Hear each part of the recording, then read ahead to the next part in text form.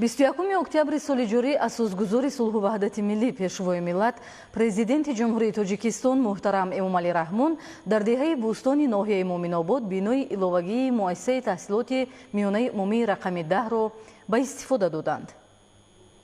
21 октябри соли ҷорӣ асосгузори сулҳу ваҳдати миллӣ пешвои миллат президенти ҷумҳурии Тоҷикистон муҳтарам Эмомалӣ Раҳмон дар деҳаи бӯстони ноҳияи Муъминобод бинои иловагии муассисаи таҳсилоти миёнаи умумии рақами 10-ро ба истифода доданд. Сарвари давлат бо шароити бинои нав аз наздик ошно гардида ба сифати корҳои анҷомёфта баҳои баланд доданд. Бинои иловагӣ аз ду ошёна иборат буда сохтмони он бо назардошти афзоишёбии аҳолии деҳаҳо ва номусоид будани вазъи бинои қаблии мактаб анҷом дода шуд. Дар бинои нав 11 симхонаи барҳавову замонавӣ сохта шуда он барои 480 нафар хонанда дар ду баст пешбинӣ гардидааст. аз ҷумла дар иншооти мазкур 4 кабинети фанӣ ташкил ёфтааст ки дар онҳо бо назардошти талаботи замони муосир бо истифода аз тамоми аёниятҳои таълимӣ омӯзиши фанҳои химия, физика ва биология баро монда шудааст. барои баланд бардоштани дониши техникии толибилмон ва омӯзонидани нозукиҳои кор бо технологияи муосир дар таълимгоҳ симхонаи алоҳидаи компютер бунёд ёфта он бо хати баландсурати интернет таъмин мебошад. ҳамчунин дар дигар симхонаҳо низ бо истифода аз тахтаҳои электронӣ ба хонандагон дарс омӯзонида мешавад ки чунин шароити замонавӣ ба баланд гардидани сифати таълиму хубтар фаҳмонидани мавзӯъҳои дарсӣ мусоидат хоҳад кард. чуноне ки худи асосгузори сулҳу ваҳдати миллӣ пешвои муаззами миллат доимо дар суханҳояшон қайд менамоянд, асри 21 асри илму технология аст. омӯзиши технологияи муосир ба мо имконият медиҳад ки дар омӯзиши илму дониш ба толибилмони дигар мамлакатҳои пешрафтаи дунё баробар шавем.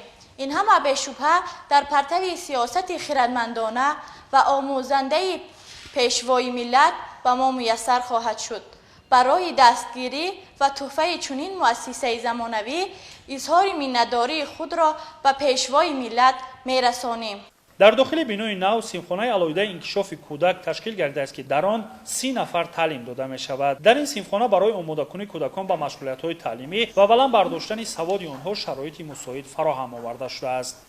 ҳамчунин бинои нав дорои роҳравҳои барҳавову зебо буда таъмини гармӣ дар дохили иншоот бо истифода аз боғхонаи алоҳида амалӣ карда мешавад. иншооти мазкур ҳамчунин бо камераҳои мушоҳидавӣ таъмин гардидааст. зимнибозид иттилоъ дода шуд ки бо истифода аз симхонаҳои алоҳидаи таълими меҳнат барои духтарону писарон хонандагон метавонанд маҳорати кандакорӣ, дуретгарӣ, қаннодӣ, ҳунари пухту паз ва дузандагиро аз бар намоянд. ҳамзамон дар бинои иловагии муассисаи таҳсилоти миёнаи умумии рақами 10 утоқҳои корӣ, роҳбарияти таълимгоҳу дигар иншооти ёрирасон ҷойгир мебошад. сохтмони бинои иловагии муассисаи мазкур аз ҷониби гурӯҳи татбиқи лоиҳаи таҷдид ва идомаи сохтмони муассисаҳои таҳсилоти миёна дар ҷумҳурии Тоҷикистон бо саҳми ҳукумати ҷумҳурии Тоҷикистон ва Бонки Исломии Рушд соли 2022 оғоз ёфта, он дар муҳлати муқаррар гардида бо сифати баланд бунёд ёфт.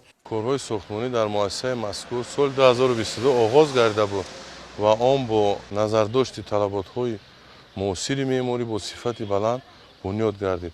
ҳангоми иҷрои корҳои сохтмонӣ дар иншоот 45 нафар аз сокинони маҳаллӣ соҳиби ҷойи кор гардида буданд ва сифати корҳои сохтмонӣ ҳамеша зери назорати санҷиши лабораторӣ қарор дошт. бовари комил дорем ки ин муассисаи таълимӣ солҳои зиёд барои омӯзгорон ва хонандагон хизмат хоҳад расонд. иншоо дар масоҳати 0 аз 150-101 замин бунёд гардида гирду атрофи таълимгоҳ бо гулу бутаҳои ороишӣ ва дарахтони сояафкан оро дода шудааст. ҳамчунин сани он ба пуррагӣ сафолак пош карда шуд. ба хотири рушди намудҳои гуногуни варзиш ва тарғиби тарзи ҳаёти солим дар назди муассиса майдончаҳои замонавии варзишӣ барои бозиҳои футбол, волейбол ва баскетбол бунёд гардидааст. бояд қайд кард ки бинои кӯҳнаи муассисаи таҳсилоти миёнаи умумии рақами 10 деҳаи бӯстон соли 1991 бунёд ёфта буд ва ба талаботи замони муосир ҷавобгӯ набуд. бахусус ин бино имконияти қонеъсозии талаботи афзояндаи аҳолиро ба таълиму тарбия надошт. бунёди бинои иловагӣ дар назди таълимгоҳ ба ин мушкилот нуқта гузошт. акнун кӯдакону наврасони деҳаҳои бӯстон, дендистон ва боғгаи боло имконият пайдо карданд ки дар шароити замонавӣ ба омӯзиши илму дониш машғул шаванд. гурӯҳи татбиқи лоиҳаи таҷдид ва идомаи сохтмони мактабҳои миёна тибқи дастуру супоришҳои бевоситаи президенти ҷумҳурии Тоҷикистон пешвои муаззами миллат муҳтарам Эмомалӣ Раҳмон бинои замонавӣ сохта ба истифода дод. сохтмони муассисаи таҳсилоти миёнаи умумии рақами 10 деҳаи бӯстони ноҳияи Муъминобод аз моҳи апрели соли 2022 оғоз гардидааст. сохтмони мазкур бо сифати баланди меъморӣ сохта шуда ба меъёри қоидаҳои сохтмонии ҷумҳурии Тоҷикистон ҷавобгӯ мебошад. муассисаи номбурда дорои майдончаҳои варзишии футбол, волейбол, баскетбол, дегхона, амбори нигаҳдории ангиш ва ҳавзи об мебошад.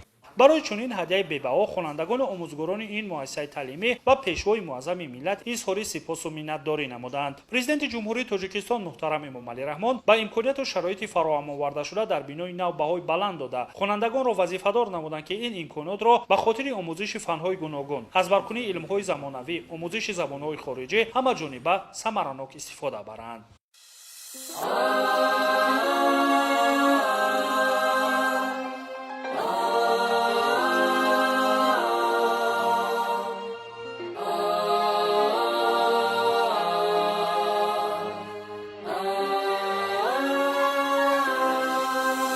با مردم پیشوا شخصیت یک مردی خدا داده بگشت تاجیکستان از تلاشش ملک